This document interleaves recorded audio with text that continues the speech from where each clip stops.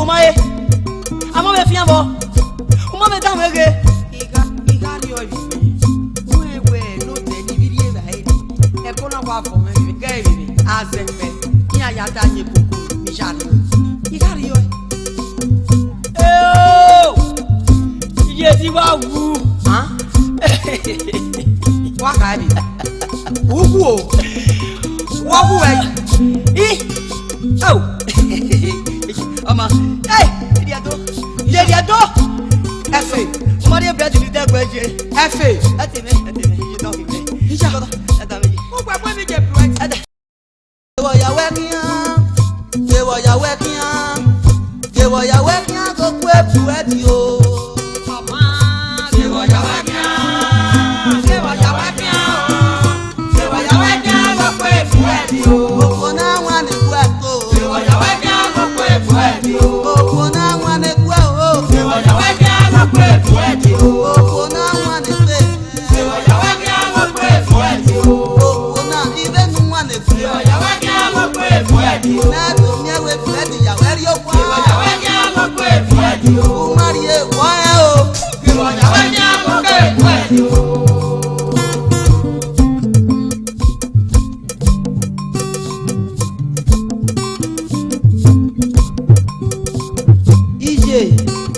Ije. Boko lo ga kan ke wo wa ye bi esi wa re si e na. O be na yeje.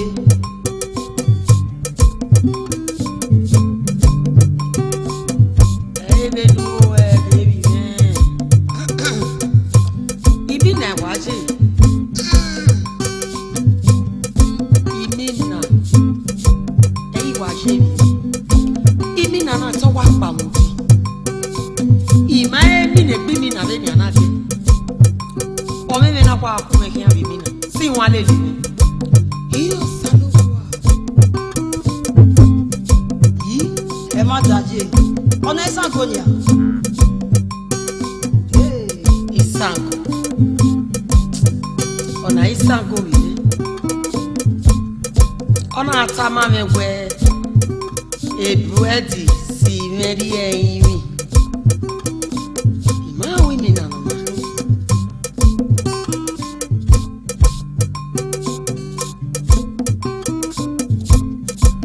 Ah, ona we peje. O mami wi. How? Bi akin akin fi ono na he. E ko pe peje. Imi na ese egbe na mi daje.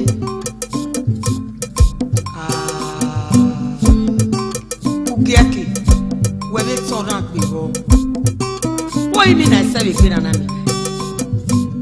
Bono na na. Opo bi agije o e o.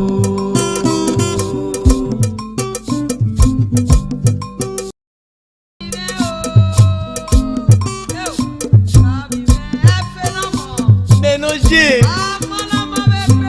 Bo wa. Eu. Je kakabo. Eu. Go wa je. Hai. Go ga je. Ko. Yo. Ije me ku gbore na. Abo kiaje, je me ku gbore na o. Abo kiaje. Ibo kian.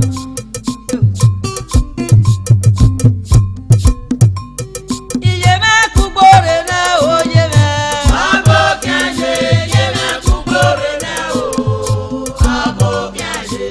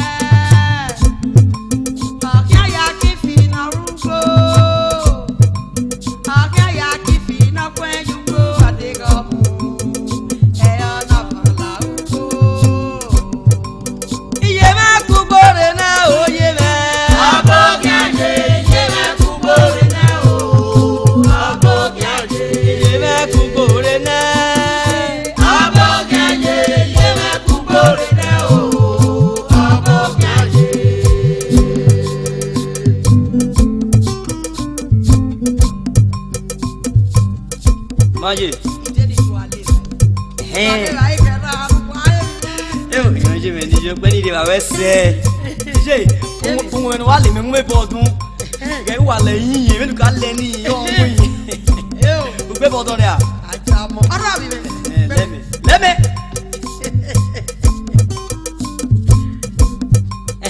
Ije o. Lao. Wọ́n lọ pẹ́ ní ìmì ẹ̀wẹ̀sẹ̀. Ìdẹ́ni kò èmi ní bí ẹ̀gbọ́n ẹ̀ náà ṣe. Èbúrẹ́dì ní wọ́ ìnà ẹ̀fú wá tó. Ẹ̀yin dẹ́gbọ̀n ẹ̀ náà mi tẹ̀lé ibà yìí. Ènìyàn wà wù mẹ́ni àwọn kọ̀ wá sí gẹ́gẹ́ díẹ̀ kéré nà ẹ̀wọ́. Ṣé náà mi kẹ́ wà lé ní gẹ́gẹ́ ẹ̀ wọ̀ kárí ẹ̀. Báyìí ní ọ̀nà ìbánu àti mẹ́bẹ̀ díẹ̀ kéré wọ. Ìje. Mẹ́gbẹ́ wà pẹ̀lẹ́ náà yà. Wẹ́ náà nìyà wọ̀ ìje mẹ́. Ìje mi. Ewu ẹ̀ sórí mẹ́.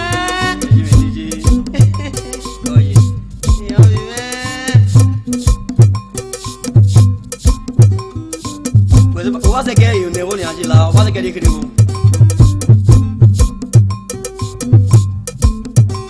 Mo, se quede escribo.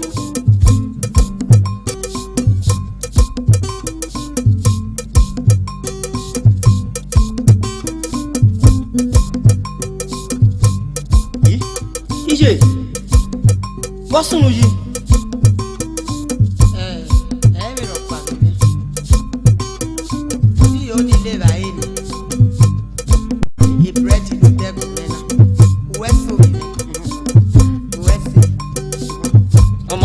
Fabio. Obo ke baba.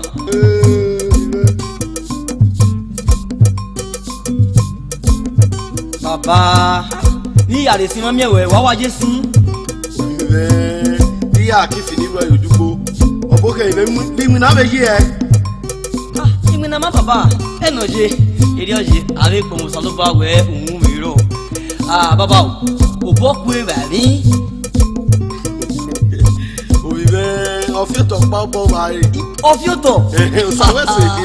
Baba, ofioto ni. Ai ve mo. Ya mo ari edu. Ya wa to bo me ya kai re do ni gba yi. Veru gwana. Ita ni baba. Mo ahi ai mi ogoro wa. Eri ondo baba. Wesi baba.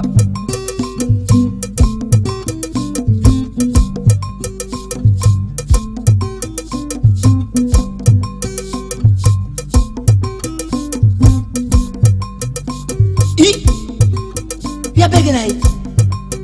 É o. Ih. Ona é begin me tá aqui me. IJ. IJ. IJ. IJ. Bokishi. Ami. IJ. E begin me tá aqui o mai. Amo me fian bo. O mai tá me que.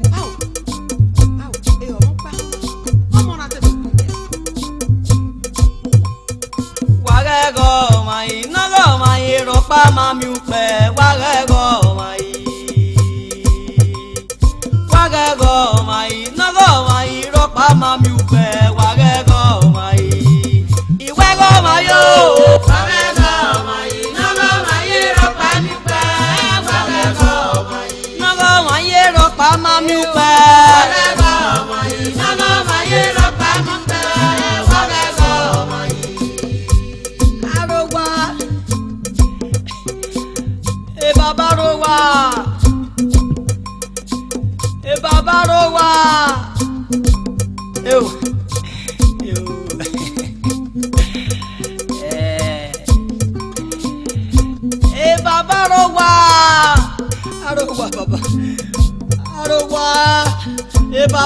wa. Anoko. Efe. Kwa kiji. Baba. Baba. Baba. Ije mari bread. Ibegere le si. Eu.